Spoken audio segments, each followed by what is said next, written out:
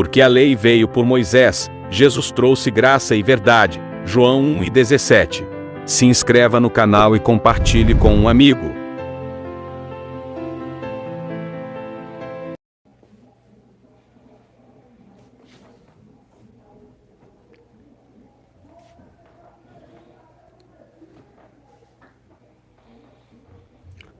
Olá, meus irmãos, graça e paz, família abençoada, povo amado de Deus, como estão vocês? Um ótimo dia a todos, você que está aqui ao vivo, se você assistir pela tarde ou à noite, um ótimo dia, uma ótima tarde, uma ótima noite para você, tá bom? Eu quero deixar essa pequena reflexão. Ministro do Evangelho. Um remador inferior. Esse é o tema. A etimologia da palavra ministro, né, ela significa um remador inferior. Quando Paulo usa essa metáfora, que nós somos ministros do Evangelho, Paulo tinha em mente o sentido lá original do grego, que era de um remador inferior, de alguém que estava nas partes ou na parte inferior do barco, remando aquele barco, né, e transportando naturalmente pessoas. Então a ideia de ser ministro do Evangelho é alguém que está em um lugar inferior, e talvez seja por isso que Paulo se considerava, ele diz assim, a mim, o menor dos santos, o menor dos apóstolos. Paulo nunca se colocava como o maior, como o primeiro, né? Paulo parece que entendia muito bem aquela fala de Jesus, os últimos serão os primeiros. Paulo entendia muito bem quando Jesus falou que dos nascidos de mulher não havia profeta maior do que João Batista, mas aquele que era nascido do reino era maior do que ele. Então, não é você se colocar como superior, não é você se colocar como melhor, não é você se colocar como importante, até porque o próprio Cristo, né, e Paulo disse, sede meus imitadores, como eu sou de Cristo. O próprio Cristo, e está lá escrito em Filipenses capítulo 2, versículo 6 em diante, subsistindo em forma de Deus, não teve por usurpação ser igual a Deus, mas aniquilou-se a si mesmo, achado na forma de servo, como homem, foi para a morte, morte de cruz. Então o próprio Deus em carne, né, se humilhou. Ele se humilhou na carne, porque a carne já é uma humilhação, né? A carne para nada presta, a natureza humana ela é herança adâmica, essa natureza biológica ela é fraca, né? Então o próprio Deus se fez fraco, o próprio Deus se fez pobre de sua glória para nos enriquecer da sua graça. Paulo disse que ele se fez pobre para nos enriquecer. O Deus bendito, Criador dos céus e da terra, que se deixou humilhar ou se humilhou na pessoa de Cristo a ponto de nascer lá numa manjedoura no meio dos animais, se despiu, né, de toda a sua glória, de toda a sua majestade para se colocar como servo. Ele disse que não veio para ser servido, ele veio para servir. Olha que coisa. Então, essa é a ideia do ministro do Evangelho. Ministro quer dizer um remador inferior na etimologia lá da palavra grega. Então, o Paulo usa essa metáfora, essa força de expressão, de que se você, por exemplo, hoje um ministro do Evangelho, um pregador, pastor, apóstolo, profeta, como queiram se titular, mas ele ministra, né? O ministro do Evangelho, ele se coloca, ele se vê como se fosse equivalente a um ministro da Justiça, né? A um ministro da Saúde, a um ministro da Educação. Ele se vê ele se classifica como uma pessoa importante do meio secular, né? Um ministro da defesa, um ministro disso e aquilo, ele acha que ele trabalha em um ministério governamental, um ministério do meio, né, jurídico, sei lá, político, etc, etc. Mas não, o ministro de Cristo, ele veio para servir. E ele não tem que ser visto, né? Ele não é o destaque. Hoje o que nós mais vemos nas chamadas igrejas é o pastor sendo o destaque. Vocês sabem disso, vocês sabem muito bem disso. Que hoje a maioria, infelizmente, os filhos de Deus admiram mais os líderes, os ministros, né, com seus cargos, com seus títulos, do que o próprio Cristo, gente. Por exemplo, estou pregando essa palavra aqui, estou ministrando essa palavra. Eu não estou aqui me destacando, me colocando como superior a ninguém. Mas aí um filho de Deus que faz parte de um ministério, de uma igreja evangélica, sei lá o quê, que lá tem aquele pastorzão, um apóstolo, todo bem vestido, cheio de não me toque, cheio de esquisitice, essas pessoas me chamam de herege. Ah, quem é esse menino aí? Quem é esse maltrapilho aí, sem unção? Sem graça para você, mas cheio da graça do Pai. Porque ser ministro do Evangelho não é ficar se aparecendo. Se eu quisesse me aparecer, eu botava uma melancia no pescoço e ia para a esquina ali dançar. Ser ministro do Evangelho é o que João Batista disse. É necessário que eu diminua para que ele cresça. Ser ministro do Evangelho não é eu impor as minhas regras, ditar as minhas regras, colocar o meu conceito, entendimento e cobrar das pessoas que recebem a ministração, né? Cobrar dos filhos de Deus uma obrigação, um dever de ter que fazer. Ministrar é trabalhar, bem colocado, irmão aí, colocou? Bem, desculpa a redundância, bem colocada aí sua palavra, ministrar é trabalhar, sabe? E trabalhar para que o outro desenvolva. Não é ministrar no sentido do evangelho, tá? É trabalhar para que o outro desenvolva, que o outro cresça, tá? É nesse sentido. Quando Deus deu, né, para a igreja apóstolos, profetas, evangelistas, doutores e mestres, ele tinha em vista o quê? O enriquecimento do apóstolo? A prosperidade do pastor? É isso? Quando Cristo fez isso, isso é um dom, não é um cargo como eles fazem hoje. Quando Cristo deu para a igreja, ele visava o luxo do evangelista, do mestre. Vamos ler, por favor. Efésios, tá? Efésios, capítulo 4. Por favor, Efésios, comentem aí, fique à vontade, comentem sobre esse assunto, depois você compartilha e vamos que vamos. Efésios capítulo 4, versículo 11, olha o que diz. E ele mesmo concedeu ou deu uns para apóstolos, outros para profetas, outros para evangelistas e outros para pastores e mestres. Lembrando que isso aqui são dons ministeriais, o ministro. Então, esses ministros, né, são dons ministeriais, esses ministros, apóstolos, pastores, profetas, evangelistas, doutores e mestres, Cristo concedeu esse dom. Para quê? Para a gente ver aí o que nós estamos vendo hoje no sistema religioso, essa idolatria aos homens, os verdadeiros bezerros de ouro estão aqui hoje. Líderes que são ovacionados, que andam com segurança, que chama o povo de Deus de minhas ovelhinhas, se refere à igreja como a minha igreja, os meus membros. Foi para isso que Deus deu pastores, apóstolos, evangelistas, doutores e mestres, para esses popstars gospel, esses artistas, esses empresários da fé? Não, irmãos, está tudo errado. Ministro, na etimologia da palavra, na colocação de Paulo, era um remador que ficava lá nas partes baixas do barco, as partes inferiores, ninguém via, o camarada estava lá suando lá, para remar aquele barco. O camarada estava lá trabalhando. Para quê? para que os outros estivessem no descanso.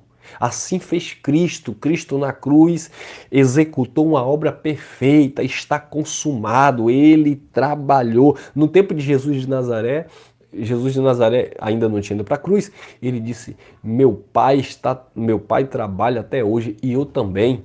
Ele estava trabalhando ali, ó, ministrando como um remador nas partes inferiores.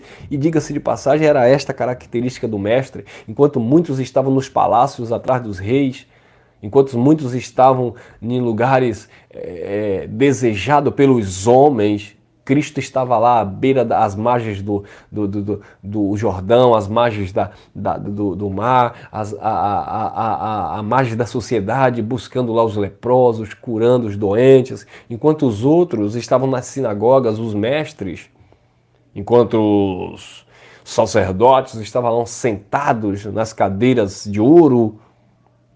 Cristo estava lá com os pobres, com os doentes, com os enfermos, porque foi para isso que ele veio, para sarar, para curar essas pessoas, para ministrar, trabalhar em prol da saúde mental, da salvação da alma dessas pessoas. Mas os outros não. Os outros queriam o quê? Destaque. Então, ser ministro é isso. É não procurar a glória para si, mas é glorificar o Pai através de um trabalho, de um serviço que exalta o que Cristo fez na cruz. Não é ostentar uma autoridade. Não é querer ser alguma coisa. Paulo disse: vivo não mais eu, mas Cristo vive em mim. Lá em Atos dos Apóstolos, quando aquela situação que pegaram, acho que foi Paulo e Barnabé, ou foi Paulo e Silas, se não me engano, e eles disseram: os deuses desceram entre nós, e queriam ali sacrificar touros, animais, dizendo que Paulo era um deus, era o sacerdote de Júpiter. Foi Paulo e Silas, né? Sacerdote de Júpiter, e o outro de outro planeta, né? De Vênus, eu acho. E aí eles queriam idolatrar ali, ovacionar, dizendo que Paulo e Silas, eu pensei que fosse Timóteo, foi de Silas, né?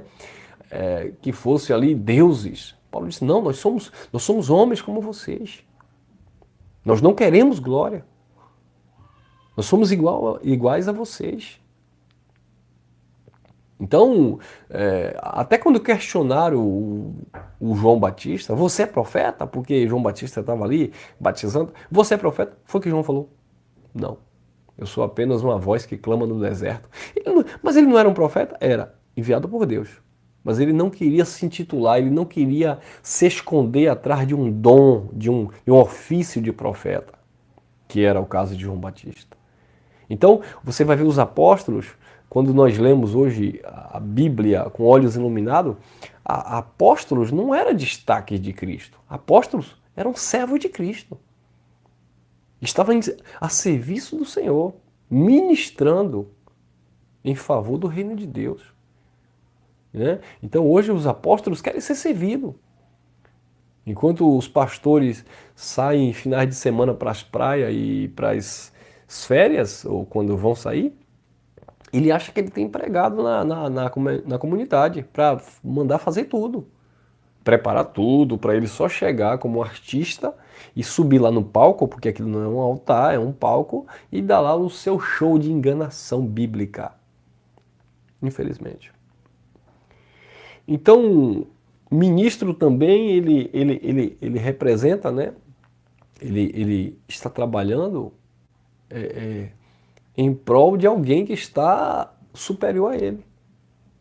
O ministro, ele não é independente, ele representa ali um ministério. Então, nós representamos, como ministro do Evangelho, nós representamos o reino de Deus. O reino é de Deus, não é nosso. A igreja é de Cristo, o povo é de Deus. Sabe? Já cansei de responder para algumas pessoas que dizem assim, do sistema, obviamente, né? Irmão, você é pastor, tem quantas igrejas? Porque eles acham que você é pastor e você tem unção de Deus a partir do momento que você tem 5, 6 igrejas. E eu corto logo, né? Não, eu não sou pastor. Pastor, quem nos direciona hoje é o Espírito Santo, né? O pastor no tempo de Jesus de Nazaré era Jesus, ele dizia: eu sou bom pastor, porque ele estava ali presente. Ele foi para o Pai, o Espírito Santo que direciona hoje. Então, o Espírito Santo ministra na nossa consciência. Então, quem pastoreia a nossa vida é o próprio Deus em Espírito em nós. E igreja é o corpo de Cristo, são os filhos de Deus. Tá? Então, eu não tenho igreja e nem sou pastor, eu ministro. Tá? Ministro o Evangelho. E como ministro do Evangelho, é uma coisa que a gente vai tendo que aprender a diminuir para que ele cresça e entendendo isso aqui, que ele deu para os profetas, apóstolos, evangelistas, doutores e mestres. E o que era que ele tinha em vista? Honrar esses homens que nós vemos aí? Porque hoje em dia, o Filho de Deus, por exemplo, o camarada nunca pisou em uma igreja. Aí de repente alguém fala de Jesus para ele, tal, você precisa mudar sua vida, tal. E no meio da rua, você pega alguém, você mesmo que ministra a graça, pega alguém na rua e começa a falar do Evangelho, mas não entrando assim na doutrina, só falando do Evangelho. Um exemplo, né? Você precisa viver para Cristo, sua vida ser transformada. O primeiro pensamento que vem na vida das pessoas, ele pode nunca ter pisado em uma tradição, em uma instituição religiosa.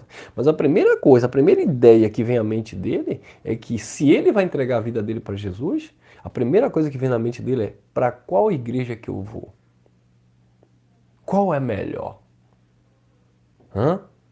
E aí, naturalmente, ele já vem, né, por causa da cultura, aquela é mais famosa.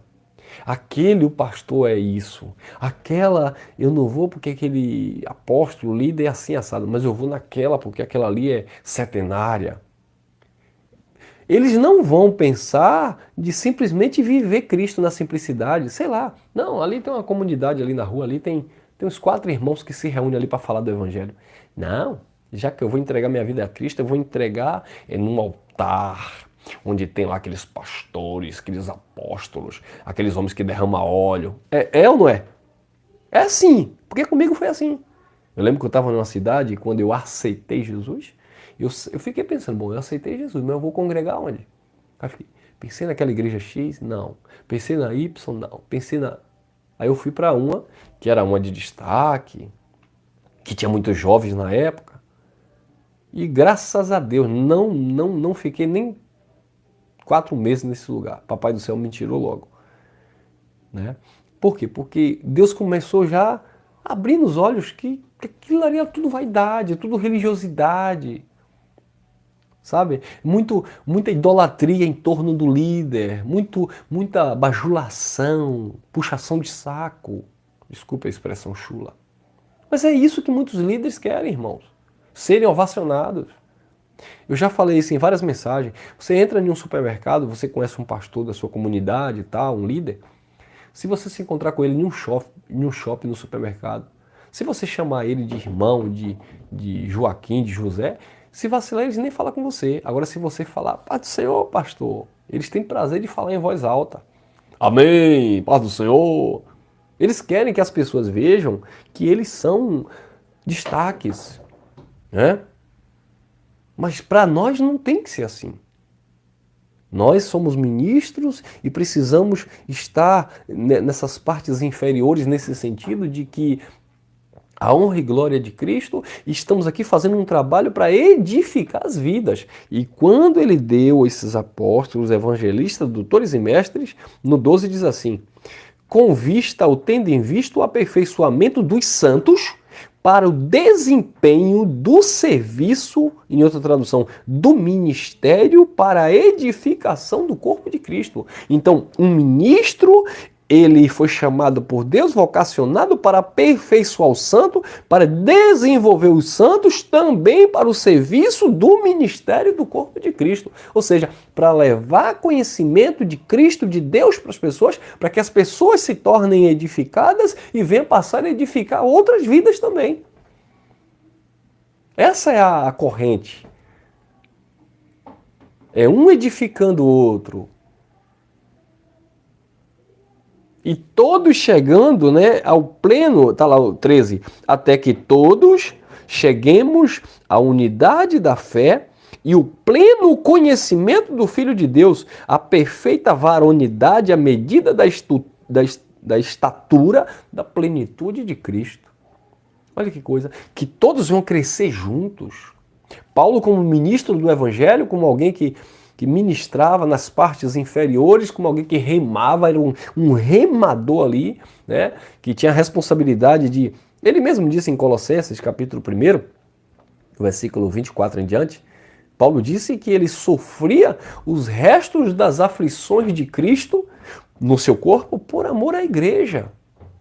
Então Paulo sofria os restos das aflições de Cristo por amor à igreja.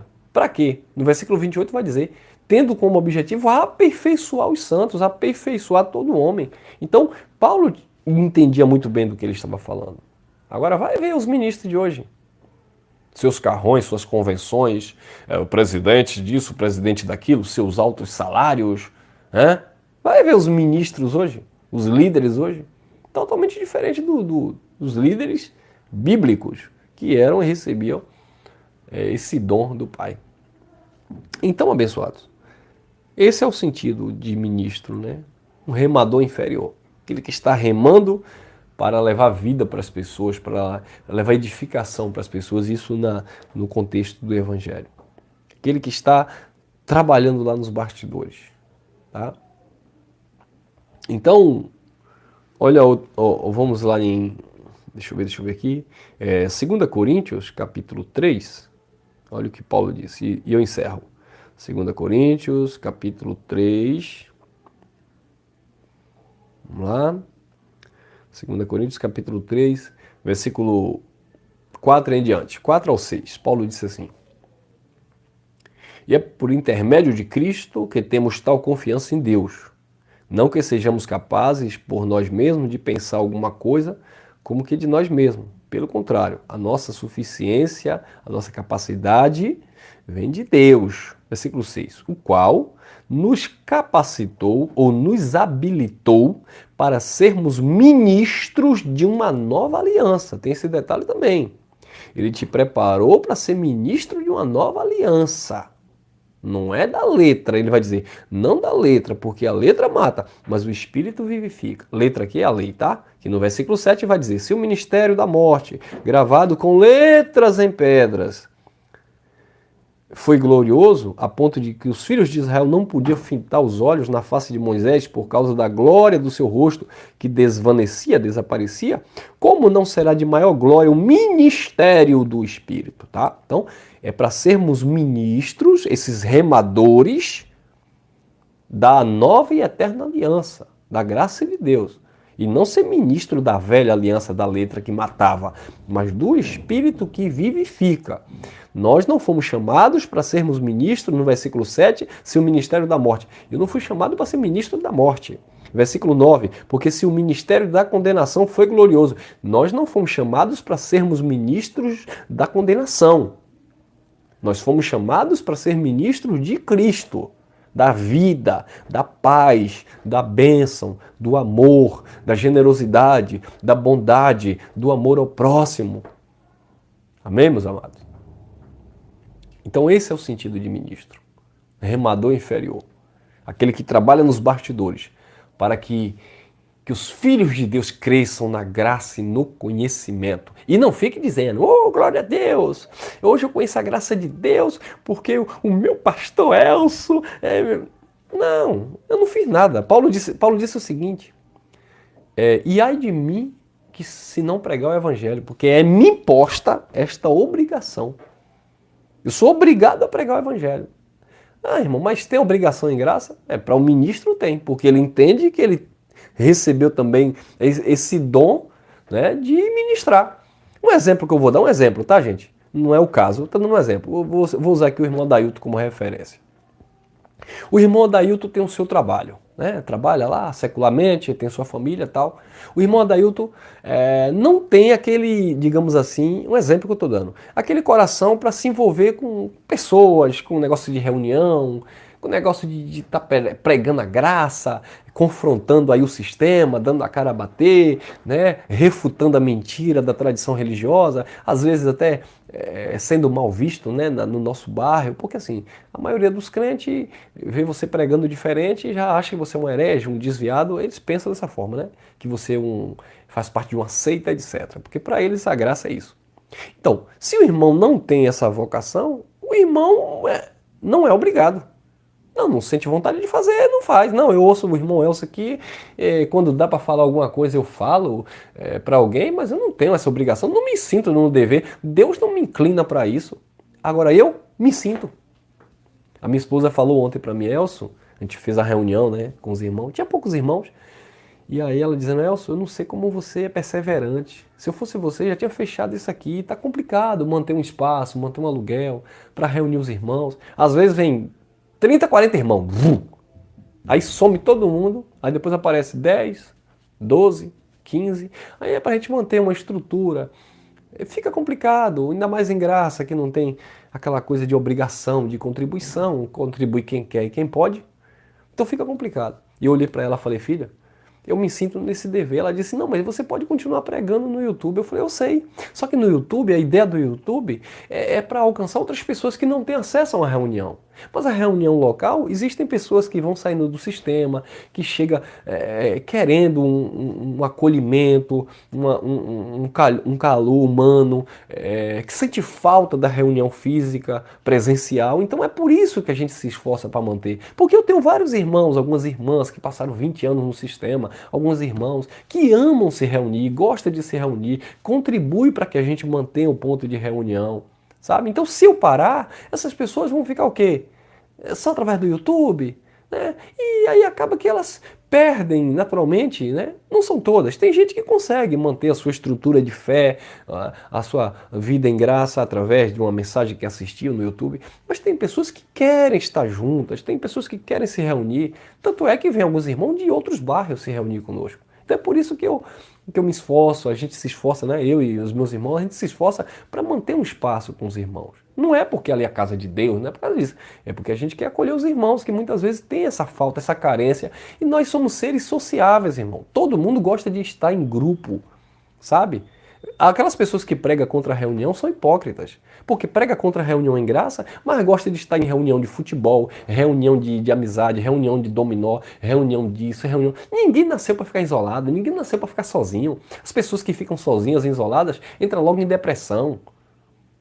As pessoas gostam de se socializar, estar junto, sabe? Você gosta de marcar sei lá, comer uma farofa na praia com alguns amigos. Eu gosto de viajar, agora é junho mesmo, né? Eu queria tanto viajar para ver meus amigos, vem de São Paulo, vem do interior da Bahia e se reúne na minha cidade. Eu queria estar lá, porque a gente gosta disso, a gente tem esse desejo. Então assim é a família da graça, que gosta de se reunir, tem prazer de se reunir. Aqueles que não querem, não se reúnem. Mas é por isso que eu me esforço para a gente manter o espaço de reunião. Não como casa de Deus, como vocês sabem, mas como um lugar sociável para o bem-estar da nossa alma, né? E para a gente, naturalmente, aprender ali, pessoalmente, ali, uns com os outros e desenvolver algum trabalho social que também faz parte de ser ministro da graça de Deus, né? Esse sentido. Então é isso, meus amados. Ficamos por aqui. Ser ministro não é ser um destaque, né? Não é ser o grandão, o pastorzão, não. Que ele cresça, que nós venhamos diminuir, que a honra e a glória seja sempre dada a ele.